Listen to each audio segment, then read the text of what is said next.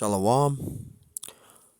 I want to give all honors and glories and praises and honors and glories to Yahweh, Bahashem Yahushai, Bahashem Wahawa Kakodash, Yahweh, which is the one and true name of the Heavenly Father, Yahushai, who the world ignorantly calls Jesus Christ, but his one true name is Yahushai, Bahashem, meaning coming in the name, Ba means coming in, Ha means the, Sham means name, Rakah meaning spirit, Kodash meaning holy.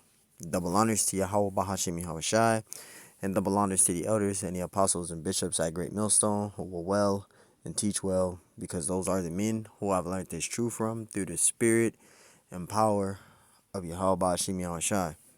Peace, blessings, salutations to the hopeful elect, and shalom to you sincere brothers that are scattered abroad, pushing forth this word in truth and sincerity.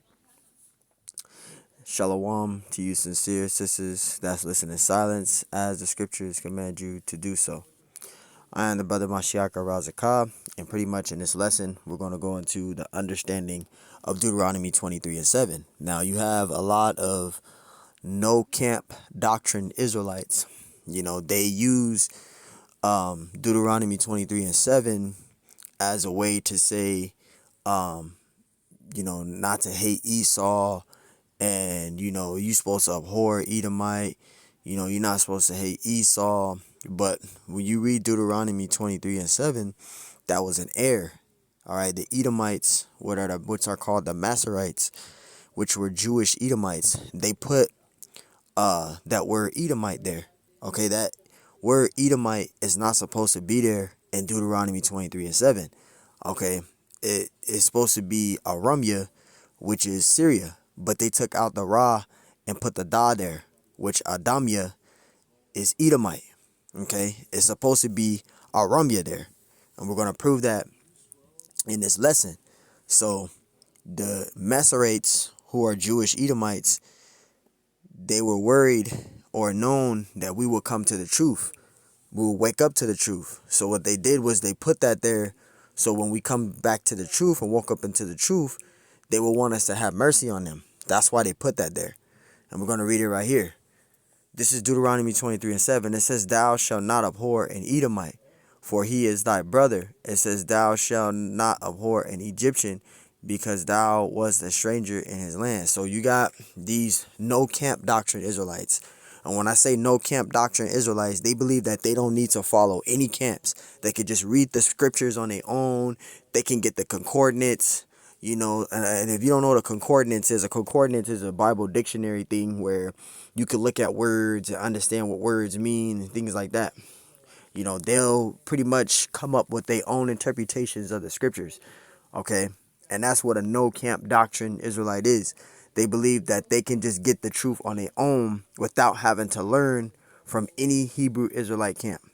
So when they read Deuteronomy 23:7, they'll use this and say, well, you're not supposed to hate an Edomite. The scripture said Deuteronomy 23:7, but they're not realizing that that word Edomite, it was not originally there, and it's not supposed to be there. It's supposed to be Syria. So we're going to prove it. When you go into the interliner, right, it says H130, Edomite, right? Strong's H130. Edomi. Edomi. And the form just below that, Edom. Edom. So when you go to H130, it says Adomi, right? Which that's not correct. All right. Now, when you look there, it says Edomite 11 times, and it says Syria 1 time. So this is a classical error. This is an error here that the Edomites, that the Masoretes, which are Jewish Edomites, put there. It's supposed to be Syria there, which goes to 2 Kings 6:16-6. It says that at the time of Rezin, king of Syria, right, it says recovered Eloth to Syria and drave the Jews from Eloth, and the Syrians came to Eloth and dwelt there unto this day. So you see that? So when you go to Syria there, right, and go into the inner liner of that, you see that?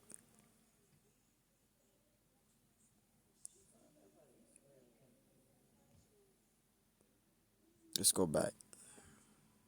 And I'm going to show you that it's an error.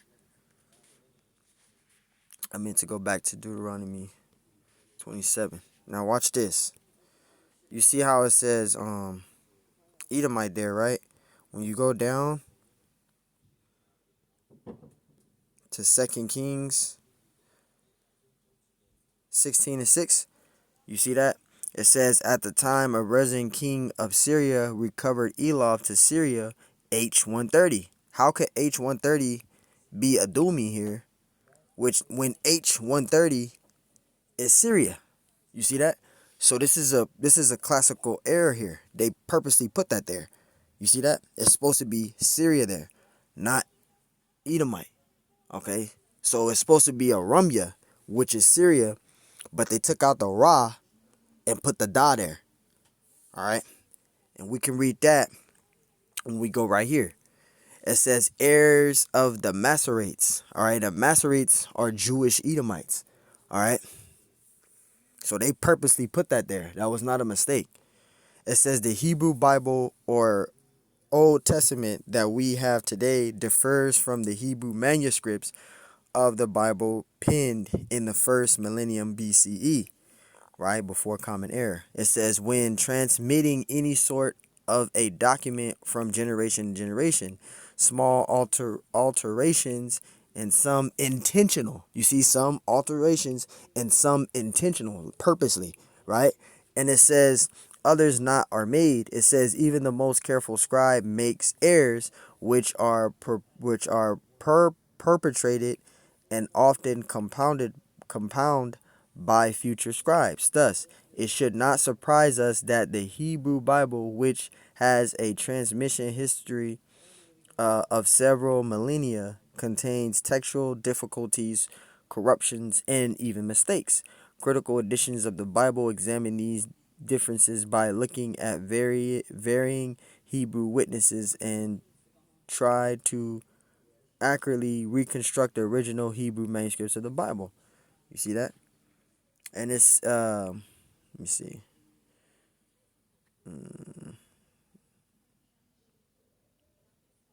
Here it is right here. Let's skip down to the main point. It says working in the Tiberias during the Middle Ages, right? It says the Masoretes, which are Jewish Edomites, recognize the possibility of human error when copying the Hebrew Bible. They tried to combat it by adding supplements to the text. You see that? In the migrants of the Masoretes manuscripts that are innumerable notes of Masorah, a safeguard in the text. The precision with which it says the precision with which the Masoretes were able to preserve the Bible Salakia, read from the top. It says the precision with which the Masoretes were able to preserve the Hebrew text beginning in the 7th century CE is astounding. It says, nevertheless, the Masoretes were not working with the Hebrew manuscripts of the Bible. Corruptions had already crept into the version they copied. You see that? Masoretes offered to preserve biblical texts in the first millennium of CE modern scholarship with critical editions of the Bible. Right? It says Biblia Hebraica and Quinta is bringing us even closer to the reconstructing the original Hebrew manuscripts of the Bible. So there you go. So some weren't intentional, but a lot were intentional. Okay? And one of the main scripts or one of the scriptures that was intentional was Deuteronomy 23:7. You see that? Deuteronomy 23:7. Thus shall not abhor an Edomite, for he is thy brother. It says, thou shalt not abhor an Egyptian, because thou wast a stranger in his land. So there you go. That word Edomite is not supposed to be there in Deuteronomy 23:7. It's supposed to be Syria, which is in the Hebrew is Aramya. Okay? It's not supposed to be a Damya there. They took out the Ra and put the Da there. Alright, so when you read Deuteronomy 23:7, that word Edomite is not supposed to be there. they put that there purposely. That was a on a thing purposely. I can't say the word for it, but it was basically purposely put there. It's supposed to be Arumia there, which is Syria, not Edomite. All right, so hey, Lord willing, this lesson is edifying. I want to give all honors and glories and praises to Yahweh Bashim Ashai Bashim Wakakodash. And on to the next one, Shalom. So remember, Deuteronomy 23:7, that word Edomite's not supposed to be there. That was a mistake that they put there purposely. Shalom.